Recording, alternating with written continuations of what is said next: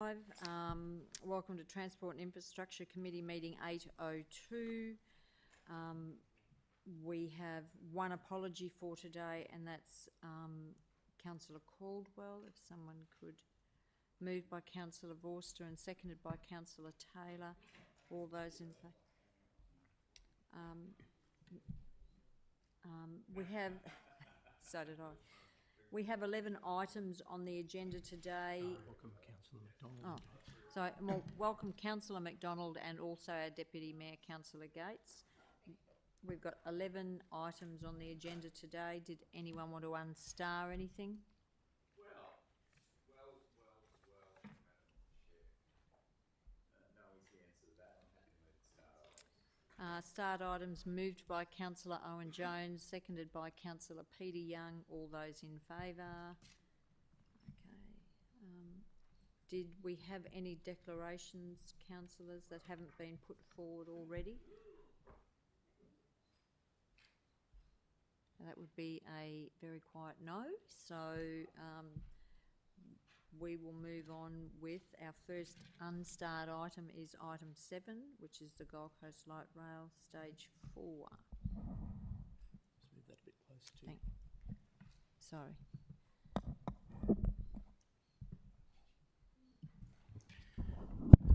Thank you, Madam Chair. Thank you, councillors. So, as you will recall, we said that we would continue to update you on progress of light rail in the city. Today is time for an update on light rail stage 4. So we've got Matt here and Dale Jepson, who's the exec coordinator, managing this on behalf of the city. So Matt, I believe you've got a short presentation. We'll just go to Matt and we might hold questions till the end, councillors. Thank you.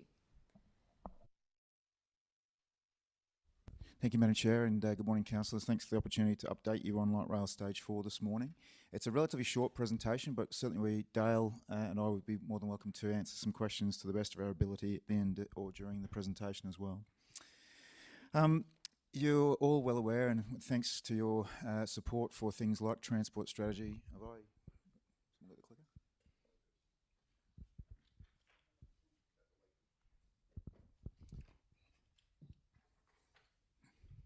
Sorry, councillors. Of the strategic framework that we're working towards, and obviously the Gold Coast City Transport Strategy from a number of years ago, including the one from the late 90s, obviously had a strong emphasis on creating a mass transit system, particularly along the coastal spine of the city. That's been, I guess, revalidated through our midlife review, and certainly the work we did on the Gold Coast Public Transport Network Plan back in 2018 emphasised priority number 1 was about extension of the G-Link across the city. Priority action 1.1 was essentially about stage 3 of the light rail, and priority action 1.2 is what we now know as stage 4 of the system. In terms of, sorry, a bit jumpy. In terms of the overview of the benefits to the city, naturally stage 4 will create that extension down towards the southern end of the coast, including the Gold Coast Airport, which is a massive trip generator and trip attractor. Also, obviously, there's many employment opportunities and some emerging land use development in the southern part of the coast as well. We are referring to stage 4 as being linking Burleigh Heads to Coolangatta via the Gold Coast Airport. In the work we're doing with the state government at the moment, it's also contemplating what a cross-border connection may look like with the Transport for New South Wales and also Tweed Shire Council. So a few things in this early phase of planning that are in scope, and obviously as we progress through the planning process, we'll get a little bit more certainty about what the intention is in terms of moving towards eventually delivery. Look, the benefits to community are on the screen there. Obviously connectivity, safety. Light rail is a very safe mode of transport, as we know. It's a very reliable mode of transport in terms of travel time, so certainly that's a key performance indicator, if you like, of any modern and contemporary transport system. As we've seen in stage 1 and stage 2 to a slightly lesser extent, and will see in stage 3, we'll have a much improved walking and cycling experience to the corridor, along the corridor. And certainly the connectivity of the airport is something that's not to be understated at this time as they expand their own operations. We are, the city and the state have partnered in this last several months around commencing what's called the Project Assurance Framework process. So there's a few different titles within that box that you can see there. A three-stage process essentially, as we have done for the previous stages of light rail and other major projects in the city. So the first stage is what's called a strategic assessment phase. This was often called strategic business case and sometimes called the strategic assessment of service requirements. So that's the phase that we are currently working on with the state and with a very well-regarded private sector partner at the moment as well. Essentially that will go through to the end of this financial year. We're progressing very well through the process and certainly have had some really good work done by all parties thus far.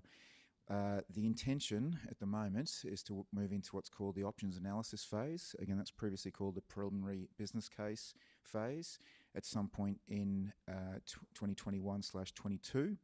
We're currently working with the department on what the governance and what the funding arrangements are for that particular phase, noting that there has been some shared correspondence between Minister and the Mayor dated around July last year around what that would be essentially a 50-50 cost shared arrangement. The detailed business case, obviously that's a couple of steps down the line. We haven't necessarily entered into detailed conversations about the process and the timing for that yet, but the intention would be if we do advance through the what's called the SA phase and we do advance through the options analysis phase, that hopefully we would then move progressively into the detailed business case. Naturally, the more we get in through the development stages, the more detail we get into around the proposition about things like corridor, things like station locations, things like interface, multimodality of the corridor as well.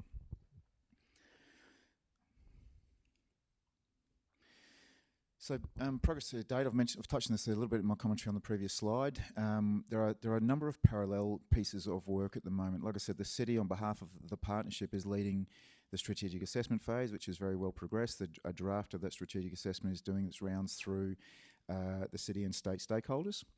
In parallel, and Main Roads have undertaken and are undertaking a series of what's called corridor planning pieces of work.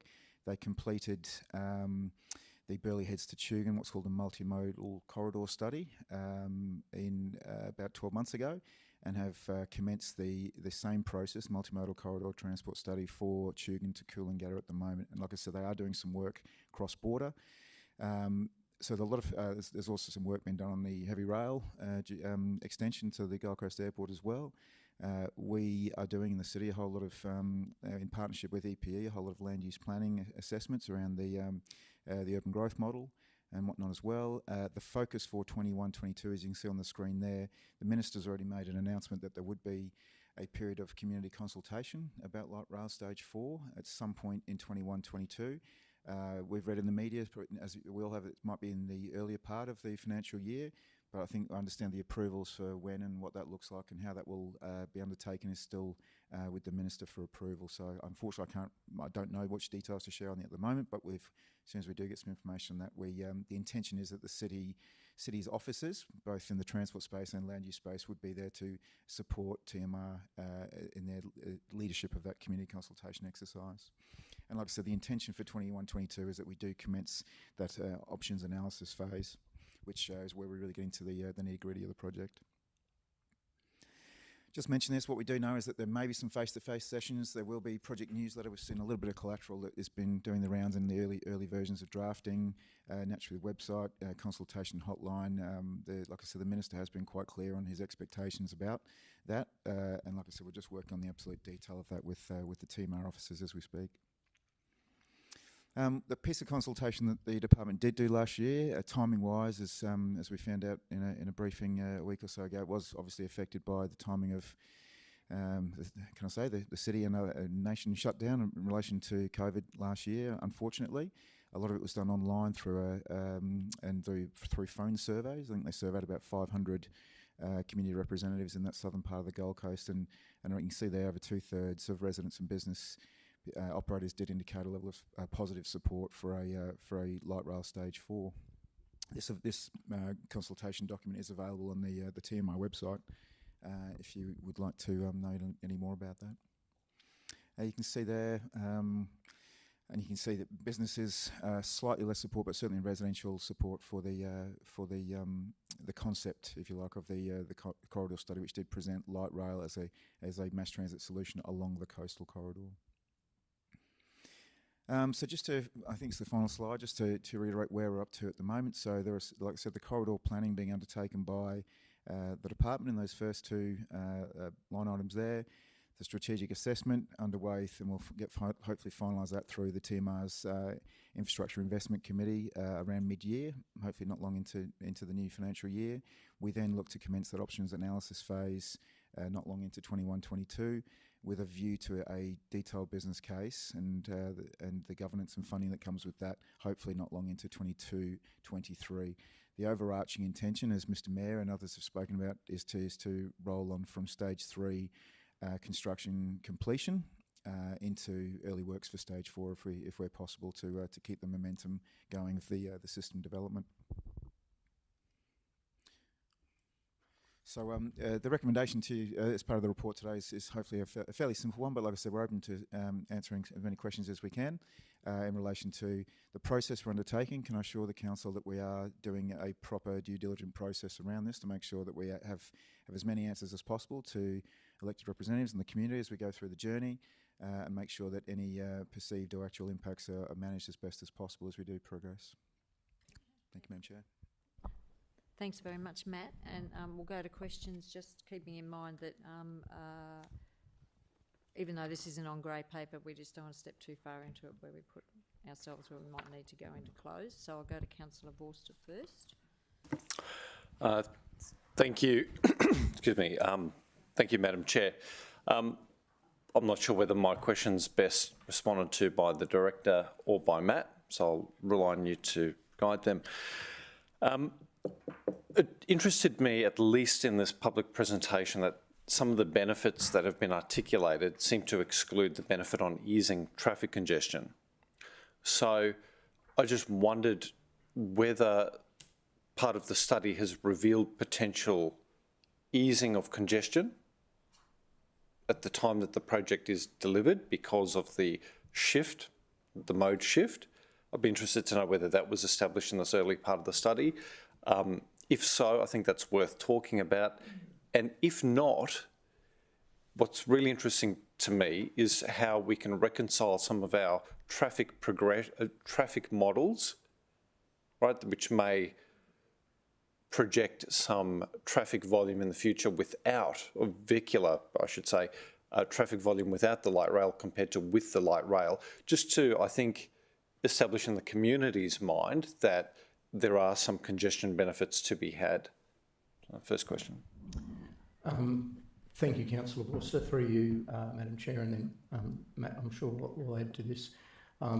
Very good point, Councillor Vorster, and probably we are a little too close to the wood to see the trees. So we take it for granted in terms of the reduction of traffic congestion, and it has been part of the business case and the proof of those business cases.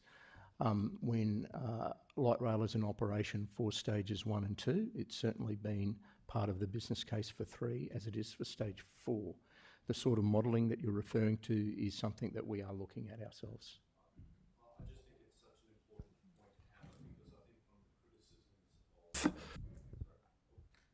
I think from criticisms of stage 3A, which I think is unfair, and I don't think it's well founded, is that there'd be a reduction in lanes and therefore there would be more congestion, but it never seems to acknowledge mode shift. So if we've got some early data to support that, or suspicions, I think we need to labour that point to try and, at the earliest opportunity, articulate the correct narrative that ultimately we're doing this because it makes most sense to move people up and down the coastal corridor. So number one. Number two, there's been some commentary around the location of stops and potentially excluding, say, stretches of Palm Beach from, accessing light rail on the back of any community feedback that may be uncovered through consultation. I just wondered whether there was any appetite from the state government at least to look at reducing the number of stops at all along this last stage? Or would we imagine that this fourth stage would have stops as frequently dispersed as we have in stages 1 and 3A? Through you, Madam Chair. Thank you, Councillor Forster. At the moment, what has been made, what the city has been made aware of through the multimodal corridor study is a proposal that the stopping pattern would be similar to that of light rail stage 3 and previous stages, with certain spacing to allow as much accessibility for members of the community along the corridor. At a briefing that Councillors O'Neill and McDonald and myself got from TMR last week, they seemed there was reticence to consult broadly about the stopping locations and perhaps more so about the elements associated with the stops. But I'm sure there was a community groundswell in a certain position, then that certainly the department would need to be listening to the community sentiments. Right, and that's ultimately a matter for the state, not for us, right? Another question, and I really should know this, I suppose, but we don't yet have light rail coming through Division 11, so I haven't, not yet. We'll get to that in some further questions.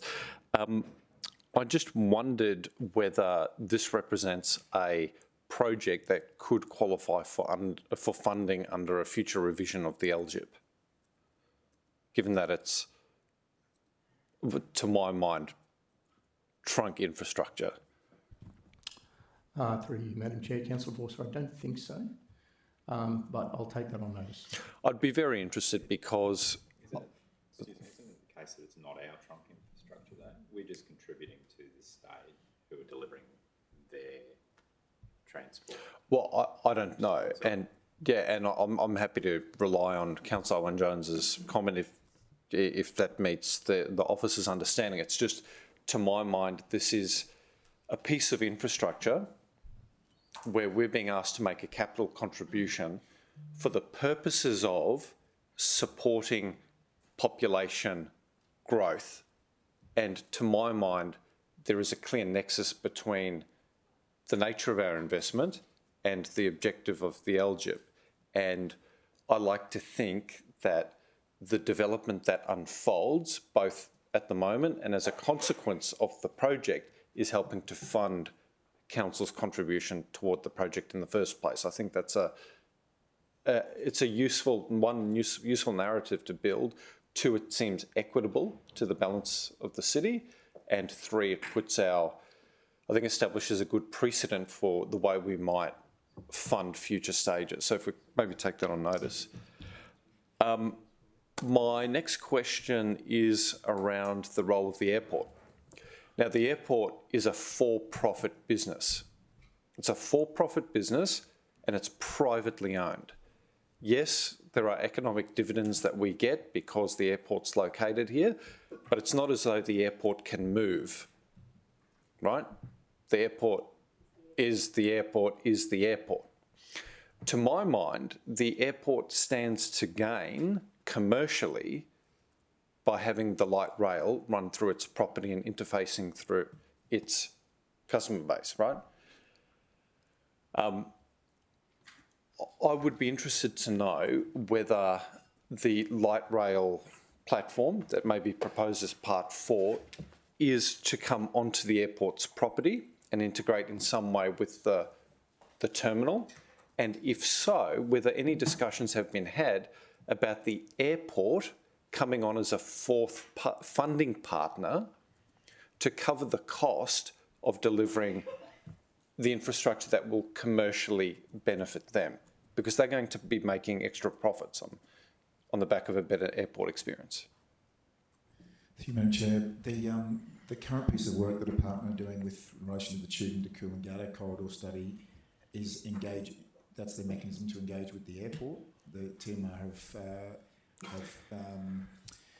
confirmed that they'd like to manage the relationship with the Gold Coast Airport for the time being around those options associated with the Gold Coast Highway and whether a corridor would stay on corridor or whether it would penetrate the Gold Coast land. So I think it's still early days, but I think you're right, those conversations would need to be had at some point. And I think it's just important I mean, if the airport was not for profit, if the airport was a social enterprise, or if the airport was wholly or in part owned by council, then I'd be happy with the present funding model.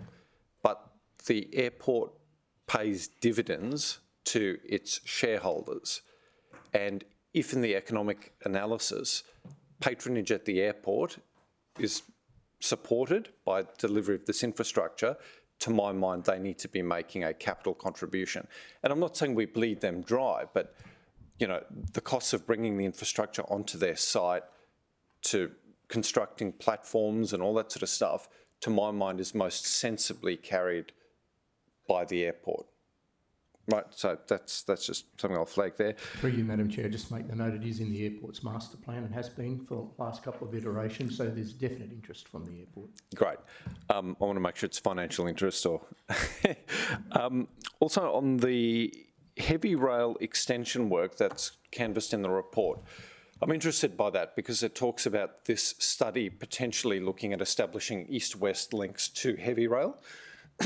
To my mind, that is the east-west study that's presently unfolding. In other words, I'm looking for some assurance that this study will support the east-west rapid bus or that corridor study and not distract us from looking at how this added corridor can link to a potential heavy rail station at Eleanora, for example, because my hope and expectation is that as soon as we hit the airport, we'll be then looking at meaningful east-west connections that mirror our long-adopted transport strategy, and spurs to an Eleanora train station, to my mind, or to my recollection, don't appear in our transport strategy. So can you just talk to that section in the report about the heavy rail connections? Through Madam Chair, very good question. I think the heavy rail study, the city doesn't have we don't have a seat at a piece of governance at the moment, Councillor Vorster. I think it's still relatively early days for that project, which we're kept in the loop through our stage 4 governance more broadly. The Gold Coast Central East-West Passenger Transport Study, I think it's called now, is again, it's relatively early days. The early momentum we built up some while ago has been adopted, if you like, by the department, and we're about to really fire up that project in relation to technical advancement of a consultancy. A major consultancy, I think, is just been awarded or is about to be awarded for that project. So we're still at the phase where we have a high degree of influence about the East-West passenger transport study to make sure that the scope, geographical scope, and the system scope of that project is what it needs to be in relation to these other projects, e.g. Light Rail Stage 4 or the Heavy Rail project. Yeah, so Madam Chair, to my mind, we signed up when the Transport Strategy 2031 was adopted to a plan, and that foreshadows a link through our 2 divisions, Madam Chair. And we then as a council have endorsed participation in this east-west passenger transport corridor to help fulfil some of those objectives in that strategy. But what's not listed are these more southern light rail, heavy rail connections. And I just want to underscore my expectation that support for this process isn't a distraction for the east-west connection between, say, Burleigh and Robina. Right? Through you, Madam Chair, I don't believe it is. I think it is supportive because it sticks to that original plan, get to the airport and then do the east-west connection. So it's completely consistent with that. Awesome, thank you. Thanks, Councillor Vorster. I'm then going to Councillor Owen-Jones. Councillor Peter. Thank you. I just had a question in regards to a depot. Are we going to continue to rely on just one depot in the north at Southport, or ultimately will they end up being a second depot in the far south? Through Madam Chair, that's my understanding, Councillor Owen-Jones, there would be they're investigating locations for another depot further in the southern part of the city. Thank you. And then on slide 6, which showed the slide 6, Sandy, which showed stage 4, formerly known as stage 3, it appeared to be broken into potentially 3 different sections for a study. So we've got green, red and blue. So I appreciate the blue is notionally connecting into northern New South Wales. I thought the city had been pretty clear in regards to wanting to connect to the Coolangatta town as part of stage 4, but I see it there in those 2 colours. How committed at this stage is the state to that idea of joining Coolangatta? Through you, Madam Chair, the 2 studies that Tim are doing, my understanding is that they are necessary parts of the department's Category C corridor planning, which are inputs to the whole corridor, stage 4, so Burleigh heads to Coolangatta via the airport, project assurance framework process. So we haven't departed from the assumption that we're dealing with a full stage 4 through the PAF process at the moment.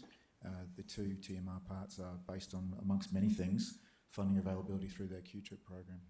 Yeah, so my personal view is I'd be really disappointed if the state sought to value engineer out that last section and saw it as being airport and then we'll pause type of project, because I don't think that is necessarily the intention of the city.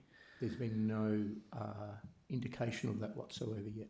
And then if I could just make an observation in regards to LGIP funding, my view is that it shouldn't be like, as in LGIP is a small bucket that has to fund a whole lot of things, and I think that the funding mix that we have at the moment, by funding it through the levy, is probably the preferred option. And if the state ever want to get around to creating a state government infrastructure plan, that would probably be the best place for it to sit. Madam Chair, Councillor Owen-Jones makes a very good point. And then finally, not a question, but I'd be interested in an amendment to the recommendation, which is just a noting, but I think that we should take this opportunity to, as part of where we're at the moment, emphasise to the state that we need to create a business as usual funding model or percentage where, I think we've done 3 stages, from memory 11%, something like that.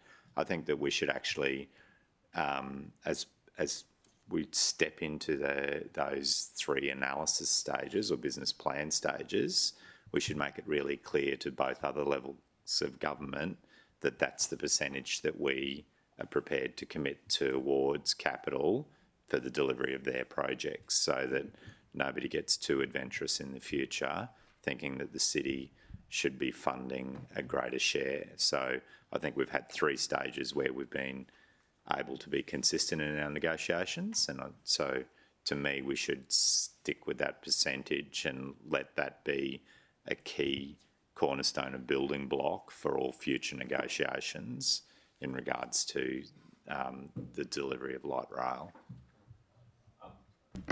So, Madam Chair, I support drawing a line in the sand for Councillor Owen-Jones flags. What does concern me, though, is that we may adopt a percentage, but if the overall price for the project is higher than it needs to be, then the ratepayer is still subsidising inefficiency in the delivery model or the way in which the state government is handling its procurement in the project. So we've just, I don't know what the veracity of the comments are, but there's been a lot of media commentary about how the state's better procurement policy may be subsidising the CFMEU, maybe I think it is, or providing some benefit to that union, which is then adding to construction costs of the infrastructure. Now, if we peg our contribution to a percentage, we're going to be carrying a percentage of the premium that the state government is paying for the project, rather than discounting our contribution to reflect the fact that there is a state procurement policy that is outside of our control, inflating prices. So I think we avoid all of that by doing what we've done for the first 3 stages, which is commit to a percentage prior to the procurement policy kicking in. So we've actually we've landed on a dollar amount based on a percentage of the pre-business case submission. So if either of the other levels of government want to procrastinate or spend time in the delivery, you know, to me, we've settled from memory 11 or so percent based on the business case. That's what we're funding. So we did the business case for stage 3 or 4 years ago, and that's what we agreed early. So that's my intent. So can we? The or do wording you have some for extra me words? isn't the fund. I don't have words, but the funding contribution towards light rail stages. So Be consistent with previous. yeah. So So what we don't have control of, Councillor Vorster, in my view, is we don't have any control of what the state wants to value add in or out of the project. So we know that there's a whole lot of extra things that go into improving active travel, so bikes and footpaths and footbridges and all of those things. We're kind of divorced from them being able to, we can argue, but if they want to take them out, they will. And likewise, in regards to additional costs, that to me is their procurement policy. Right, but how do we insulate ourselves from the policies that the state may adopt, which drive up costs outside of our control? So if we are able to nail down a percentage, I'm more comfortable. Like if we're taking that step today, and in the absence of these words, we wouldn't be having this conversation. But if we are to lock in a percentage today, is there something in the report or some notional figure that we can say it's a percentage of this amount at this moment in It's time? way too early for this. We're in the earliest stages of planning, so we don't have anything like a cost for this at the moment. We won't have for some time. But remember, Councillor Vorster, we're not the only funding partner. So it is in the Australian government's interest also to drive efficiencies in the project, as they contribute much more significantly than ourselves. So I think the risk of project blowout will be somewhat mollified by both ourselves and the Australian government and any other funding partner that might come in terms of our view to keep those costs as efficient as possible. Yeah, but And I'd like to think too, on what you suggested with the airport perhaps being a fourth funding partner, is that if we commit ourselves to 11% and they bring on a fourth funding partner, do we need to be doing 11% if they're going to be doing a percentage of it? So Fifth funding partner. fifth funding partner. So if we're going to even look at that, if we lock ourselves to 11%, have we got the potential to drop it back to 8? and you know, so it's not my suggestion that we deal with the percentage today, but I merely wanted it with the suggestion that we look at signalling a percentage. In my view, it needs to be a percentage that's based on a reasonable cost of construction, not one that can be inflated. And to the director's point, again, I'm not close to the negotiations. I'm effectively a layperson in this respect, but when the media began reporting on this potential cost blowout, the day after the federal government came to the party with extra funding. So as just somebody relying on the media reports, it suggests that the federal government was quite quick to meet some of the cost increase. So just based on the media report, and again, I'm not close to it, it seems to me that there wasn't a lot of pushback. Maybe there was. So to me, it's the development of the percentage during the options analysis, you know, so you got to, without the politics of the different levels of government, to me, it's about just making it clear that that's our level, you know, when we develop the analysis, that's our level. So don't come asking us for a significant more and we'll deal with procurement and all the Councillors, politics. and that always has been our strategy in terms of discussion with the state, is we've historically set this level. We don't intend to be providing any more than that level. There isn't a compelling argument why we would do that. Happy to have it formalised, however, if that's what you would like. I think you're overcomplicating it because this is just for the analysis. I understand why you're saying it. I think that that's down the track. Did you have any more questions, councillor Jones? Okay, thank you for that. I'm going to go to councillor Peter Young, then councillor McDonald, then councillor Patterson. Thanks, you. Chair. I'll make an observation, given that there's been some discussion about funding, and in my opinion, this is way beyond LGIP, and likewise, the motorway or the second M1 are beyond LGIP, and we rely upon state and federal funding for these things, and we've obviously benefited enormously through the existing stage of the light rail from the state government and federal government contributions. So I think our focus with LGIP should be in the delivery of fantastic public domain, getting people to the light rail stations so that these places are comfortable, walkability, you know, all of that sort of stuff. That should be our focus, and I hope it will be, because that can be funded through LGIP and is a reasonable contribution that can be made to the public outcome. Public realm, yeah. But I had a question about slide number 9, which is the results of some consultation undertaken last year. And on the face of it, 68% overall seems like a pretty strong level of public support. But if you break it down and look at the business support, there's actually 34% of businesses quite strongly against or not in support of the ambition. So I just wonder if that's been analysed at all, if there's any understanding of why businesses seem to be so strongly against it. Is it because they've got some recollection of what happened in Southport or Surfers Paradise many years ago, or is it because they have a genuine thing that's going to have to be met with? Any ideas? Madam Chair, Councillor Young, I can't answer honestly about the detail behind the TMR consultation, unfortunately. What one can assume is that perhaps the uncertainty because of, as you said, learnings elsewhere, the fact that there was, can I say, quite a limited amount of information put in the public realm last May, a corridor study that was seeking to ensure that the department had their setbacks right for development application reasons. So I think there's probably a number of factors that may have led to some uncertainty from the business community, but I'm sorry I don't know the details behind the Thanks. conclusion.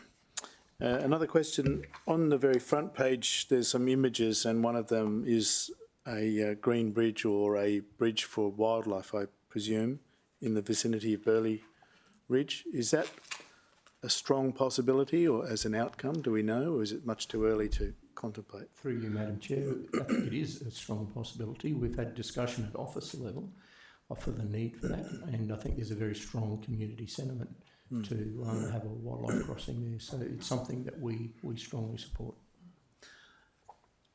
Pardon me. So while I've got this opportunity to air a position, I would like to articulate that I feel that's a very strong component that we should be seeking, and that would garner a lot of public support for the entire project, and is going to give the whole project great status and credibility.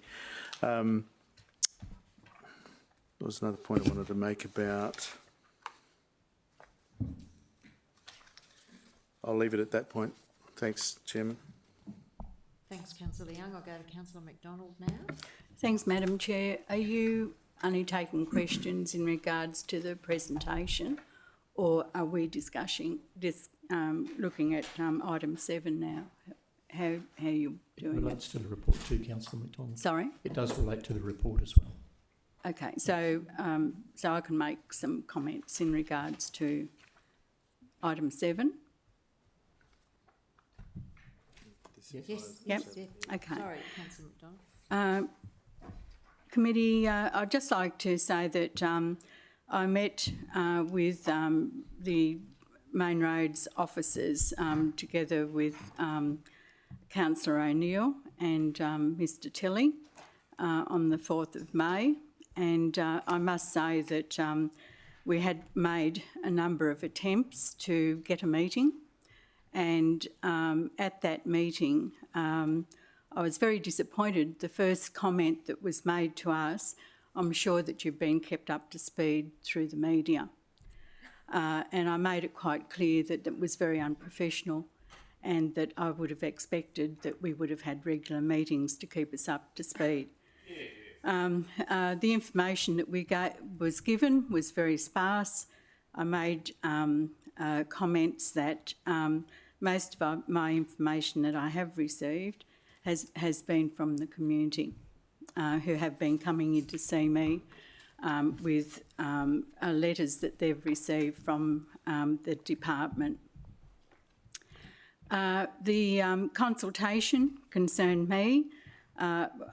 We were told that the consultation will probably start taking place by the end, after the end of June, when it'll be all wrapped up. That's what we were told. And when I asked what the consultation was going to be about, I was told that the consultation was going to be about parking along the Gold Coast Highway, footpaths and seating, trees and landscaping.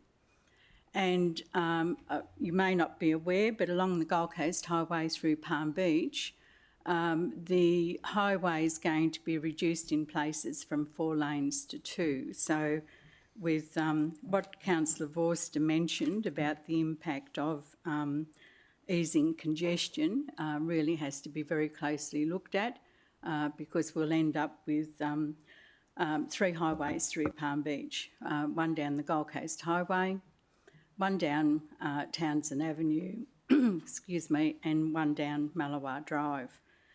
When I ask about the parking along the Gold Coast Highway, most of that's going to be removed.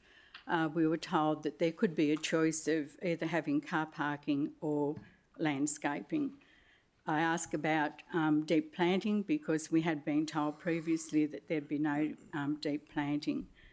To solve the traffic issue, the suggestion was made to make the surrounding streets into the Gold Coast Highway one way with angle parking. So what we'll have is streets heading or attaching to the Gold Coast Highway being made one way with angle parking down those streets. So to me, that's not a very, very good outcome. I ask about the substations. I had been told by residents that there was one down near the Talabudra Surf Club, the other one down at the Pirate Park. I asked were there any others. They didn't really know. They said that there could be possibly one in the middle of Palm Beach. And I think that it's interesting that here they're looking at going out for public consultation in July, and yet they haven't even got all the information together to go out for the community consultation.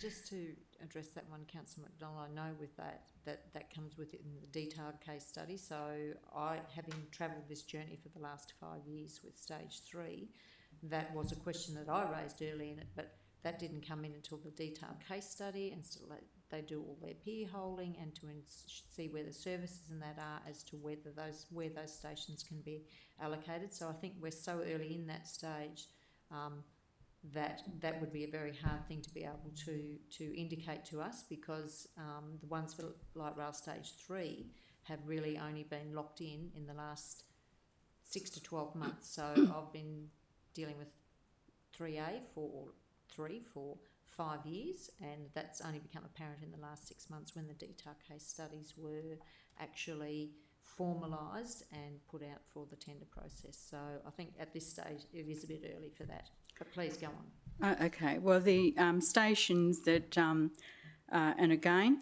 this is from the residents that I've received this information, Jarugal, 28th Avenue, 17th Avenue, 11th Avenue, Palm Beach Avenue, that's on their little plan at the front there, and the Pirate Park.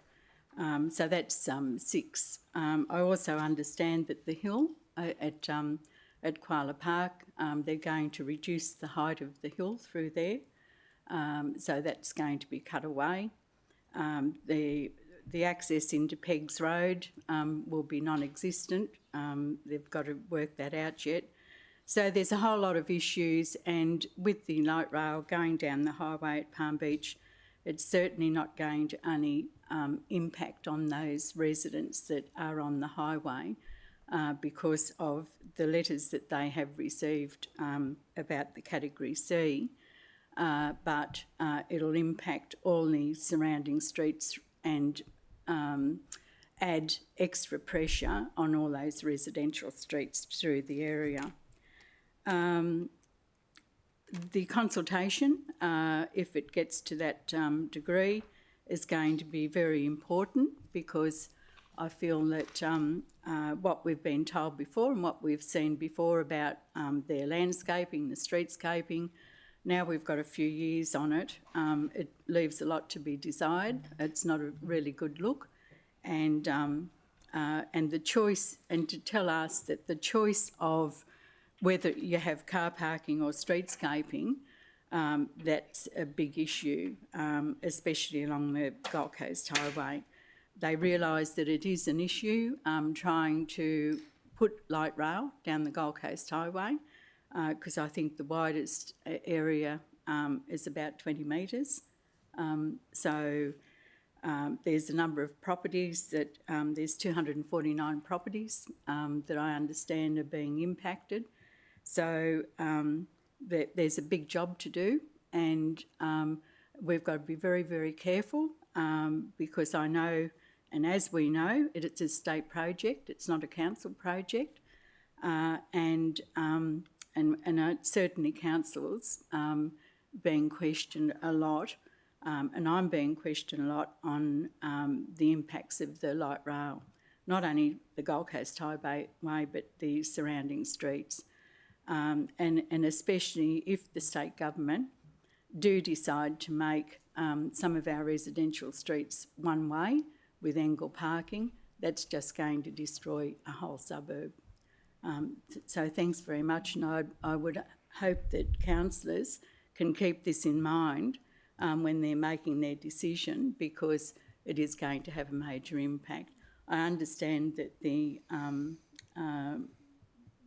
bridge, the Green Bridge, I think they were looking at 60 metres wide. The question was asked because they did make it public that it was going to be both pedestrian and animal, but I think that they've cut the pedestrian side out of it at the present.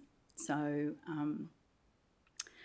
anyhow, Madam Chair, we have grave concerns down there with the actual route of the light rail and the impact that it's going to have on a community, the impact by reducing the highway from 4 lanes to 2 in a number of places. Even now, at times I can leave my office and it takes me a half an hour to get to Burleigh Heads. And certainly with the upgrade of the M1, there'll be more traffic coming down 19th Avenue. And Mr Director, as you know, there's issues in Palm Beach with traffic at the present. There is a traffic study being done, so it'll be interesting to see what the results of those are. Thank you. Thanks, Councillor McDonald. It is very important to hear all sides of the story. I just actually think we've just got to be careful that we don't say we're going to destroy a suburb, because a lot of people have actually come to my office as well to say, whilst it may not be the outcome we're looking for at the moment, or it may be in a direction that we're not looking at, we're tired of it. People saying that it's going to destroy our suburb, because a lot of us are living in Palm Beach by choice, and we don't want the rhetoric out in the media to always be our suburb is being destroyed, when we have a beautiful suburb that we have a lot of people living in and more people choosing to come there.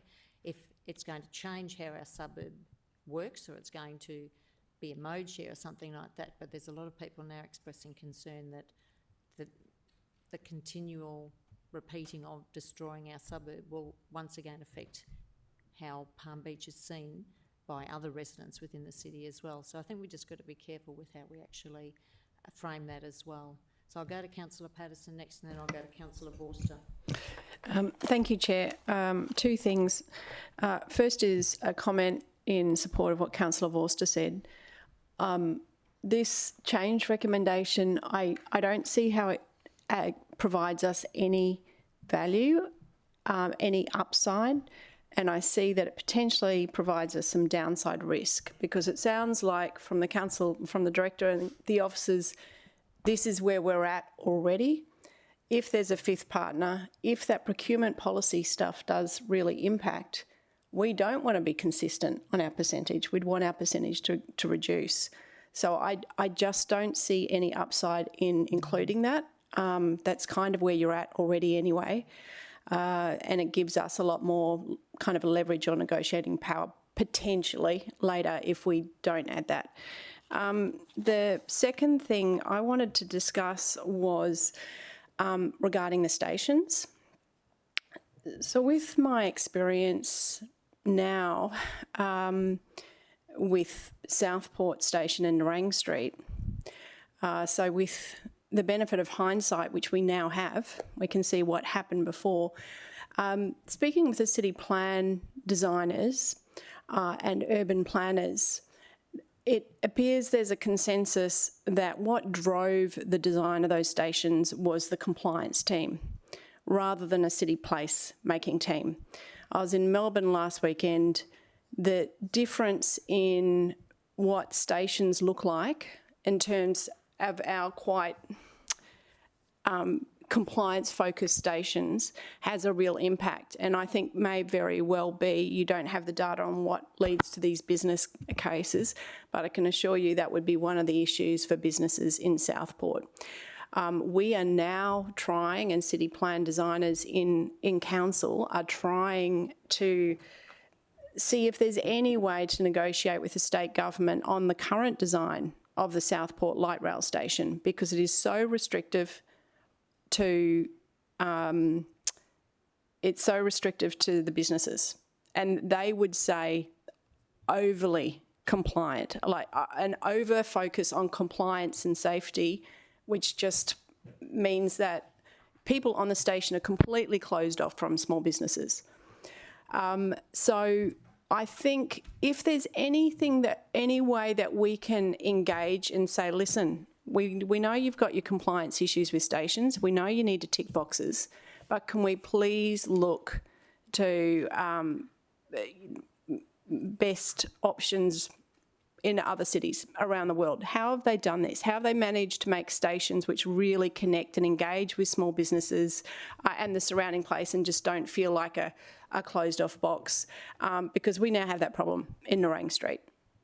And I don't think it needed to be quite as excessive as it was, and that's from the advice that I'm receiving. So, thank you. Thanks, Councillor Patterson. I'm going to go to Councillor Vorster, then back over to Councillor Taylor, and then we might call it there and move on to our next item. Thanks, Madam Chair. I'll, through you to the Director. Director, do I recall correctly that you may have had a trip at some point to Vancouver? No, never been. No, or was it Portland for you? You're offering? Yeah, right. Well, I don't think any of us are going to be travelling very soon. Okay, well, in any case, I had a look at Vancouver, which I know to be, expensive city to live in, but it's got some attributes that kind of align with ours. Sorry, Councillor Owen-Jones, I will be brief, but I think it's important.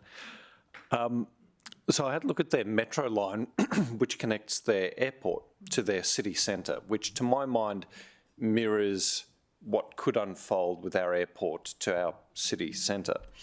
And in that case, so this line opened 11 years ago, the funding mix looked as follows. So the Government of Canada, so notionally their federal government, contributed $450 million.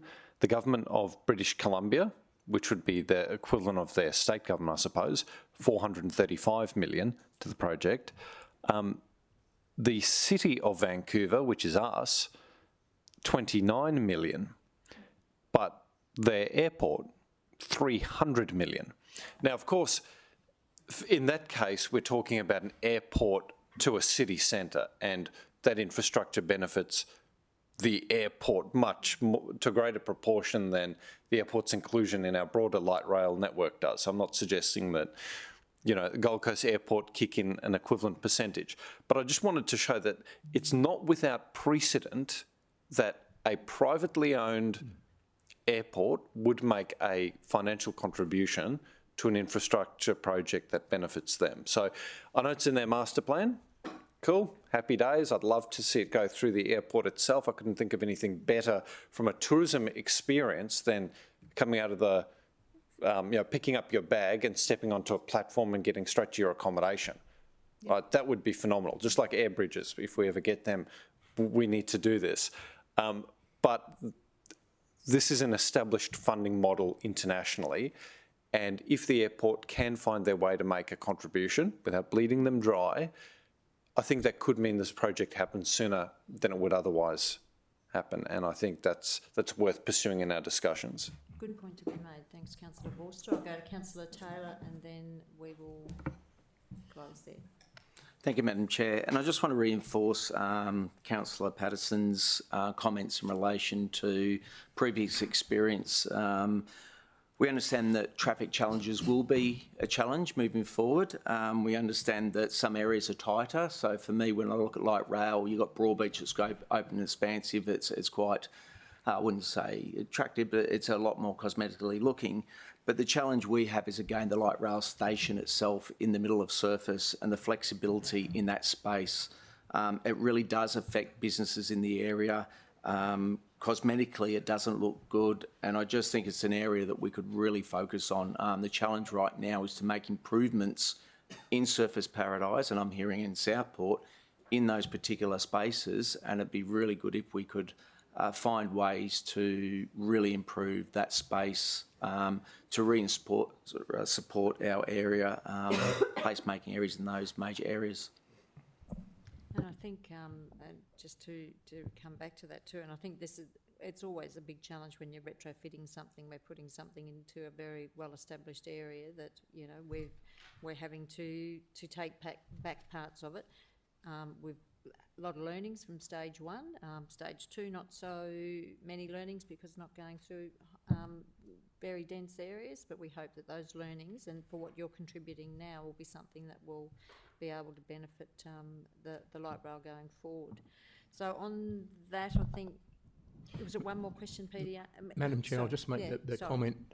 Councillors, will pass on your feedback, all that you've raised today, to the State's project team. We've canvassed a wide variety of things. They certainly need to do better, Councillor McDonald, particularly in terms of the consultation and the regular briefings. It is absolutely our perspective as council officers that we want to protect as much as we can the amenity of the areas and residential amenity. So, we go into bat with that clearly in mind. A very good piece of feedback around the station design.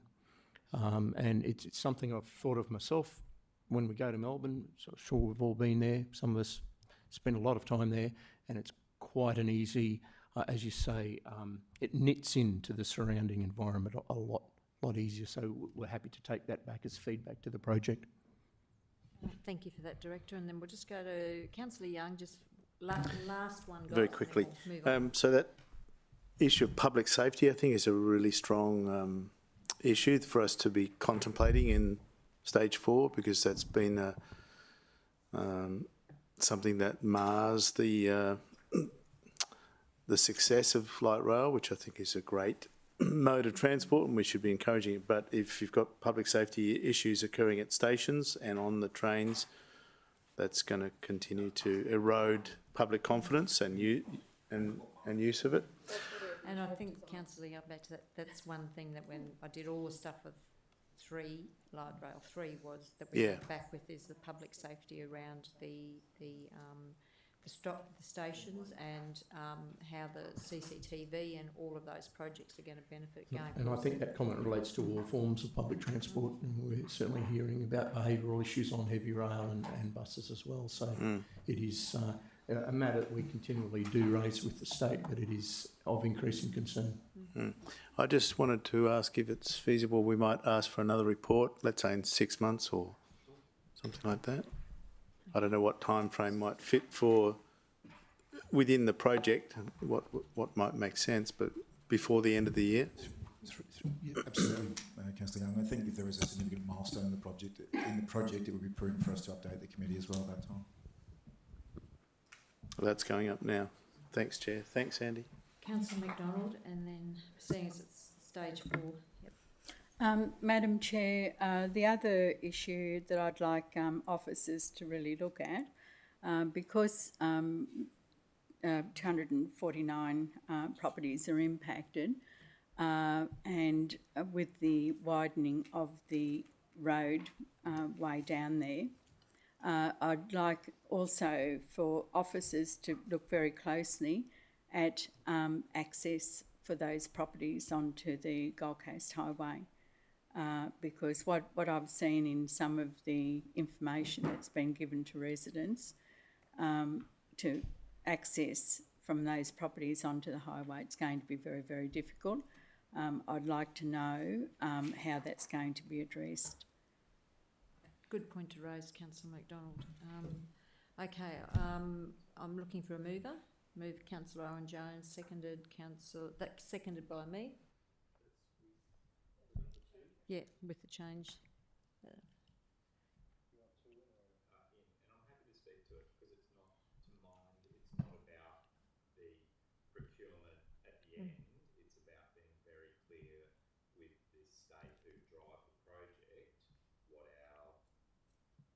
our contribution is going to be. So it sets the tone, and rather than be concerned about a fraction of a cost overrun, we're actually concerned about the first fraction.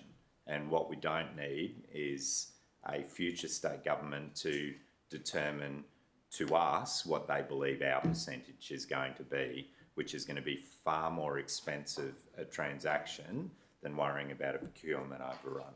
So because this to me is about how do we set the scene for the percentages when we are doing the options analysis, which is the middle report, not the bit at the end. The bit at the end, we're already in, we're committed, we've done it 3 times, we've negotiated a percentage, it'll turn from a percentage to a dollar amount as part of that transaction, and that's where we'll stay. So this doesn't send anything other than a consistent message to the state and who drive it, and then whether or not the airport comes on board financially is not for the city to negotiate. That'll be for the state to negotiate, in my mind, because we're not in that space. I might just defer to the Director. Yep. Councillors, I guess it's a matter for you. What we have in front of us is consistent with the current approach that we have adopted. I don't think it necessarily precludes, should other funding partners come on board, a renegotiation of that. So we would have to take that on its merits, and as you say, it isn't us in the vanguard of negotiating that with other partners, whether they be the airport or anyone else. I think it's a reasonable proposition that we are consistent in terms of the negotiation. If things change, then that in itself is good reason to come back to council to say we might review what that percentage actually is.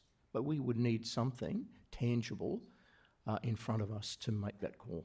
What this does do is it does send a message that don't come to us looking for 25% or something like that.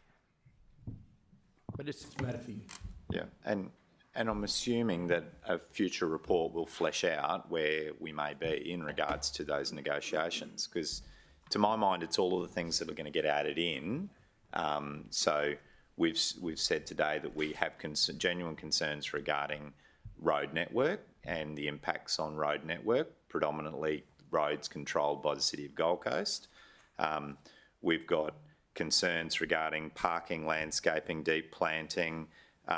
We want to make sure that it connects in regards to active travel and it actually integrates with the community that it is servicing. And that includes the public safety comments that Councillor Peter Young mentioned. And clearly there is a challenge getting up and over the hill at Burleigh. If a further cut is required, you know, that's not, like, I mean, the existing road is a cutting in itself, so I don't predominantly have a problem in there being some change to gradient there, because clearly in 1935 when the first cut went in, there was a significant change to gradient as well. So, but the movement of, or the terrestrial movement of animals that links the ridge to the headland, critical, you know, so all of those things need to be brought back in the report and not value engineered out. We need to know that they will be done. And so that to me is, it's going to be an argy-bargy around cost. And that's why we need to make sure these are the things that the state are going to have to fund. We're in for a percentage, but by the way, don't try to cut them out as they have a habit of doing. So I'm just going to do one more comment on this, and it's only because she's the only person who hasn't had a chance yet, and that's our Deputy Mayor, Councillor Gates. So I'd like to hear from you, and then we will go to the vote. Okay, thank you. I really wanted to ask a question of Elton through you. Is it correct that despite our percentage commitment to 3A, that the state then transferred the responsibility for the active travel component to council, making it council's responsibility to deliver the paths associated with activating patronage of the light rail? Through you, Madam Chair, not entirely. So the supporting immediate footpaths which lead up to the stations and are alongside the corridor have always been, in stages 1 and 2, our responsibility. There is, however, a separate component for active transport around bikeways, which I recall in 1 and 2 that was dealt with separately. It was because there was the Green Bridge parallel to the Sundale Bridge, which the state delivered. Now, stage 3, they also are delivering that component of active transport separately for a pathway parallel to the corridor. But the immediate, outside of the station precinct areas, the footpaths that lead from the residential areas are ours, and we are upgrading those progressively. Was there a conversation about improved bikeways that council became responsible for? Through you, Madam Chair, no, we have not wanted that responsibility. We understand it's part of the project scope, but we have stepped away from delivering that part of the project ourselves. And the state has accepted that? Yes, they have. Okay, well, that's good news. I just was a bit foggy in my memory, and I guess my fear is that putting 2 in might encourage the state to find other things that we should fund rather than working through the negotiation as it proceeds. But because it might be quite different depending on the funding partners. So, Councillor, our original recommendation was that we were just going to note the report, and then we've... Madam Chair, Yes, make a comment on that, please? yes, Councillor McDonald. Just to answer that, under the plan that the department have in place is that there's an ocean way down through Palm Beach, but Palm Beach is different to other areas where a lot of those properties actually go out onto the beach, and the boulder wall goes through or the A-line goes through those properties. So for an ocean way to be constructed, they'd either have to resume land, build a new boulder wall, or the ocean way would be sacrificial. I heard that they would build the ocean way and then hand it over to council. So, but whether or not, I don't know how correct that is, but that's what I was told. And I think that's a real risk for council if that's going to happen, because whichever way they go, whether they resume land, whether they build a new boulder wall, or whether it's sacrificial, it's going to be a very, very costly project. Councillor McDonald, can I just reinforce that we are at a very early start of the planning on this project. So the detail that you're talking about is not something which we have been in discussion with or wouldn't even contemplate until we get through these business stages which are ahead of us. So there is a whole lot of information from a whole lot of sources. Some of them are from the department we know about. There's a lot of conjecture. As there was, these conversations remind me of the discussions which were around stage one, where there was a whole lot of rhetoric from many different sources around how the light rail project was going to disaffect the community in which it ran. So if I can caution that we will attend to the details as they become apparent, and we will provide you with updates through either the department's updates to yourself and Councillor O'Neill as a local councillors, and as part of the briefings which we will bring back here. But I think we do have to look at this as one stage at a time. Right now there is a planning study going ahead with some consultation that we've been told. So there will be the opportunity for community members to have a dialogue with departmental officers on many aspects of this project before we get to a point where we start to understand things like if there's going to be oceanways or all that sort of thing.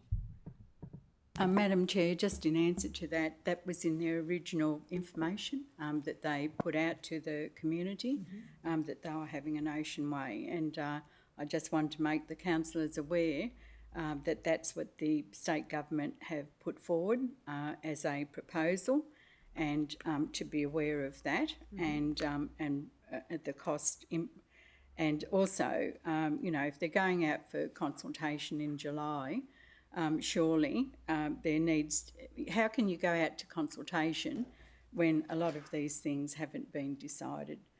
It's very, very difficult, you know, to ask the community to consult and say, look, this is what we're going to do, when they really don't know what they're going to do themselves. Or do they know and they're not telling us? Because it seems to be that there's, from what I've been told by residents and from what all the piecemeal information that's been given out there, there seems to be a lot of plans done that I haven't seen. I don't know if the officers have seen.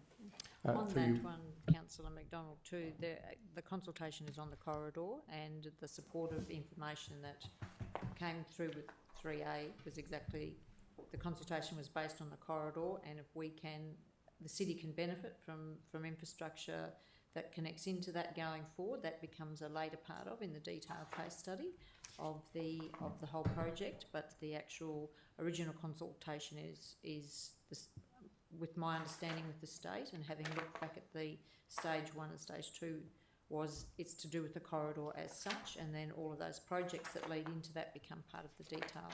So it's not, as the director said, very early stages, but some of those suggestions that came through during 3A were, I guess, removed from or value engineered into it. So again, it will come back to the original consultation is to do with the corridor and not the all the projects that could possibly feed into it.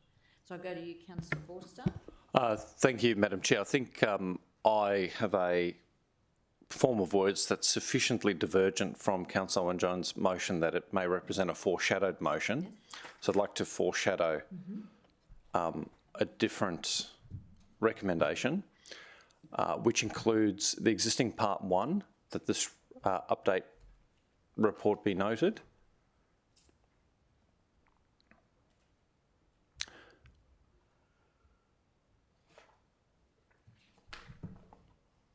So if we can, so what is, yeah, so you can keep 4 and 5, but rename them, renumber them to 1 and 2, please. Sandy?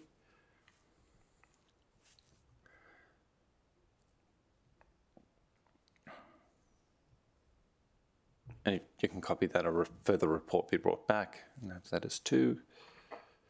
Great, and then a 3 that reads that council restate that it remain a minority funding partner, and that any funding contribution will be up to the percentage of earlier stages. And a 4 that reads that council indicate to the department, capital D, that its early priorities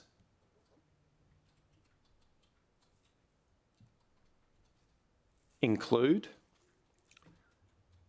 and then there'll be 5 A, B, C, D, and E. So A, business-friendly station design.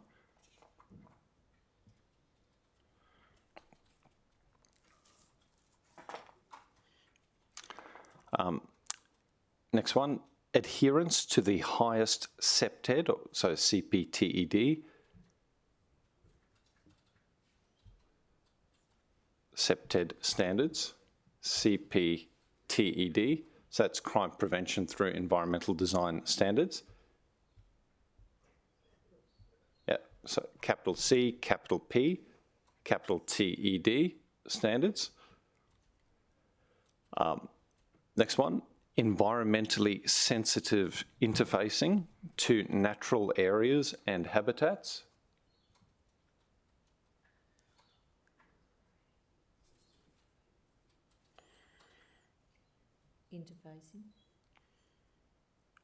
Interfacing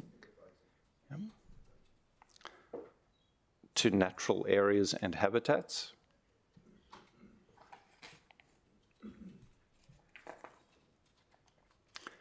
And protecting, this is another one, protecting amenity in nearby local streets.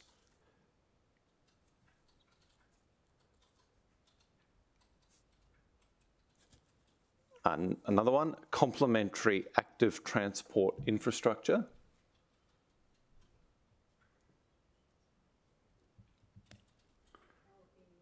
I'll leave it as an I because it means it's free. Yes. Love it.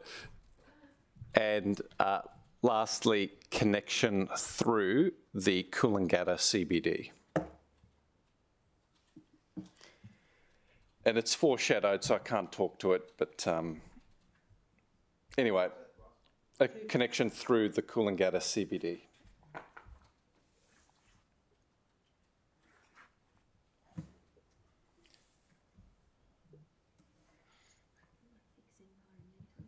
Yeah. Can I fix it? Yeah.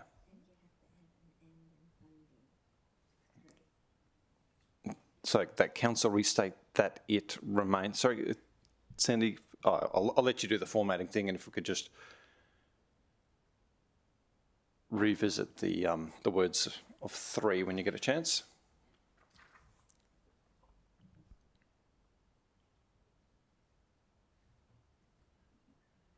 Okay, so number 1, that this project update report be noted, great. 2, that a further report be brought back to the committee by the end of the year, great. 3, that council restates that it remains a minority funding partner and that any funding contribution, and that. So funding partner and that any funding contribution will be up to the percentage of earlier stages. 4, that council indicate to the department that its early priorities include, and then that should be A through whatever it is.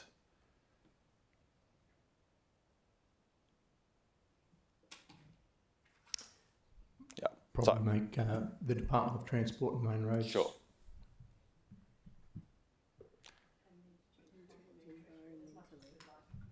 To what?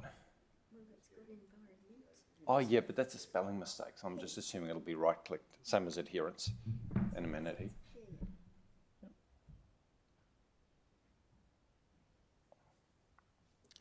Who's liking the new version of Word? I'm liking the autosave. You don't like the autosave? Yeah.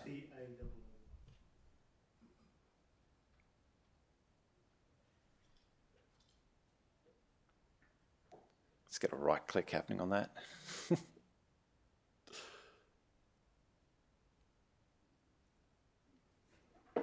Complementary with an E. Just right click. Just right click. Yep. The amenity of Gold Coast Highway and nearby Gold Coast. Yeah, well, I mean, for me, and if I can talk to it, well, I would put the Gold Coast Highway as, when I say local streets, I mean the not council-owned streets. I mean the streets that are proximate to the route, including the route itself. Well, when I say local, I don't mean local government. I mean. Yeah, you can take out nearby. Yeah. Take out nearby. Okay. And so we've got the Department of Transport and Main Roads.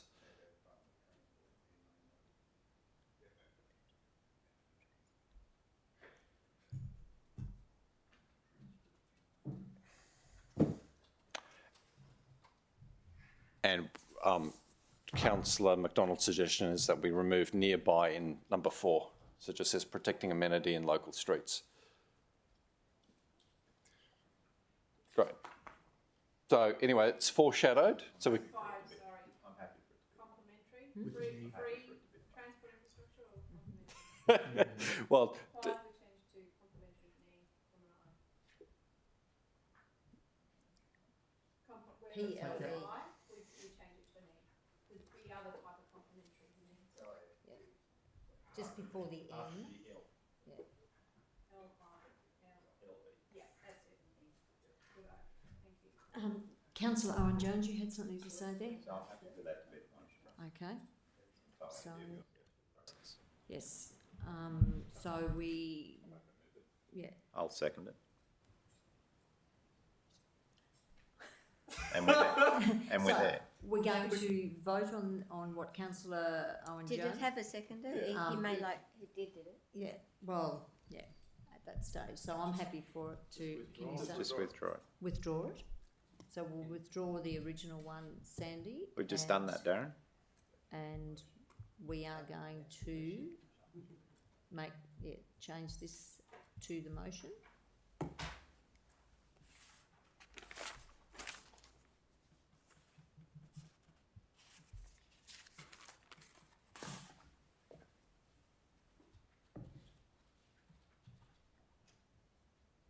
Okay, and then we will. It doesn't, you withdrew it, didn't you? Yep.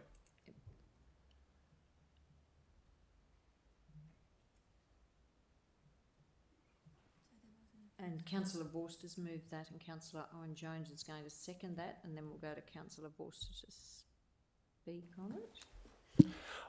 Thanks, Madam Chair. So long as the minutes accurately reflect that the motion was withdrawn. Yes, that the original motion was Yep. withdrawn.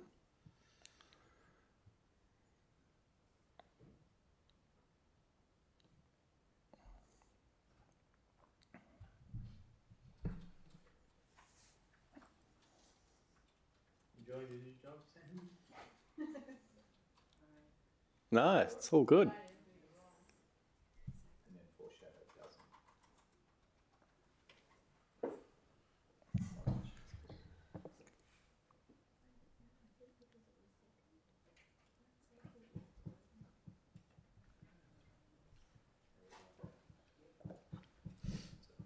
Depends who's chairing the meeting. So good.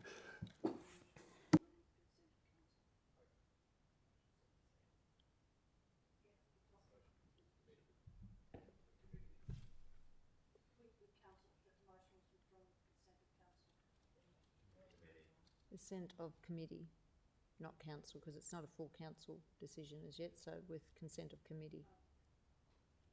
Or council committee if you want to put it, but it's or transport committee, but just of committee. Council standing committee. Thank you.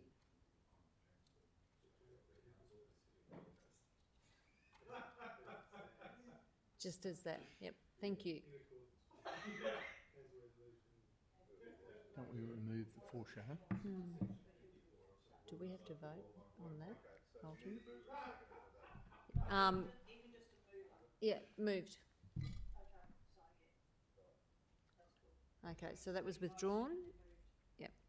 And now we've got a mover and a seconder for the motion in front of us, and I'll go to Councillor Forster to speak to it, and then we'll vote on it. Thank you.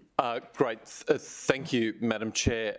I just want to make the observation that I firmly believe that public transport is not going anywhere, and that we need public transport as part of the city's transportation mix if we're going to support the growth that will inevitably come, right?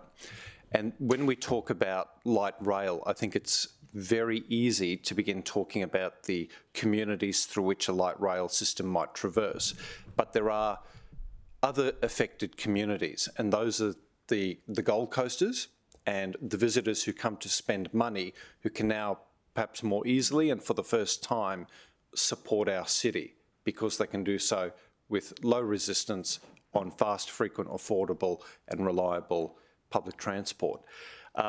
But light rail stage 1, 2 and 3A have always been tortuous and fraught processes. It's never been easy, but in the end it's ultimately been worth it. I think in supporting the progression of stage 4 in the way that we propose to do at this early stage, what the committee and potentially the council merely want to do is to highlight some of our sore points and some of our learnings so that as the state government leads this process, that we help mitigate some of the unnecessary and avoidable costs of delivering this infrastructure. This does not set a direction to the state government. Ultimately, it's their project. But what it does at the very early stage is empower our highly respected, great city officers to articulate some of our priorities to their counterpoints in the department. What it also does, I think in the spirit of Councillor Owen Jones's original motion, is to underscore the fact that council, after making this contribution, has no ongoing equity in the infrastructure, and it's important that our financial contribution therefore be very reasonable in and around the percentage that we've dedicated earlier. We're not interested in a value engineered solution that delivers a poor man's public transport network. We want the very best for the city. So while we simultaneously argue for that reasonable percentage, we're also highlighting some of the things that we expect the project to deliver, and that is connection through Coolangatta CBD, supporting active transport infrastructure, protection of amenity in local streets, whether that's deep plantings or sensible parking, car parking configuration. And when it comes time to bring this public transport infrastructure through environmentally sensitive areas, we want to signal to the state government that those investments are not sacrificial. When there is media coverage concerning the light rail in areas that have already experienced it, whether it's Southport or Surfers Paradise, we often hear about unrealised benefits to the business community. And I really value what Councillor Patterson and Taylor brought to the table today, which is why I propose that we make it the first topic here. When you take ratepayer funds and invest it in infrastructure, you need to make sure as many people benefit from it as possible. And it's not just commuters. It must be the employment generators on the route themselves. So business-friendly station design, I think, is worth having a look at. And if the stations look different but perform better and are more sympathetic to local businesses, well, let's learn that lesson and let's take a punt on that on stage 3B, or stage 3A may be as late as stage 4, but certainly stages 5 and 6 may benefit from this decision. And lastly, public transport has to feel safe for people to use it. And it has to feel safe after hours, and it has to feel safe in the early morning when people are commuting to and from work and school. Personally, I'm not satisfied that the state has got that right. They may have it in terms of the infrastructure being the CCTV, but they also need boots on the ground. And in the absence of a public transport marshal service, we need to make sure that they're adhering to the highest possible crime prevention through environmental design standards. Thank you. Thank you, Councillor Forster. Now, there's just one little correction there, Sandy, in subpoint number 3, we've got 2 2s, so environmentally sensitive down sub-point 3, go down, yeah, there. We've got 2 interfacing 2. So it's environmentally sensitive. Get rid of the first two. Get rid of that one, yeah. Yeah. Thank you. Environmentally sensitive interfacing to natural areas and habitats. So we're happy with that there now. So councillors, we will Can put I this. make a statement, please? Yes, councillor McDonald. Thanks, Madam Chair. I think that with stage 4, it's certainly different to other stages. We've got a very narrow corridor that has to be worked within. And I know Madam Chair mentioned that the public consultation was only going to be about the actual corridor, but in this instance in Palm Beach, it's not only the corridor, but it's the impacts on the surrounding streets, simply because they are reducing the highway from 4 lanes to 2. And through Palm Beach, you have roads that, such as Townsend Avenue, Malawar Drive, that go north-south, and heading north. All of those roads end up in Talabudra Drive. We're seeing increased traffic in those streets at the present time, and they all end up coming out onto Gold Coast Highway in Talabudra Drive. So thank you, Councillor Vorster, for adding some of those issues. I know that the state government have been selling this particular route as a boulevard. When I ask people what their interpretation of a boulevard is, it's usually tree-lined streets. The interpretation of main roads is a bit different to that, and I'd certainly hope that in their consultation that they do consider the surrounding streets of Palm Beach and the impacts that what they have planned are going to do. And like we have said before, public transport in a growing city is a necessity, but do not destroy suburbs in doing so. Thank you, Madam Chair. All right, councillors, we're going to, we've got that recommendation up there on the screen, and that's moved by Councillor Vorster and seconded by Councillor Owen-Jones. All those in favour? That's against? Not voting, Councillor McDonald. Oh, and you're not on the committee. Apologies. All those in favour, sorry, I'll just go again. And against? No. That's carried, Sandy. Thank you for that unanimously. Councillors, we've got 2 more items here. Both are in closed session, with the reason being the local government's budget for coming forward. So if I could have someone to move us into closed. Moved Councillor Vorster, seconded Councillor Taylor. All those in favour? That's carried. We're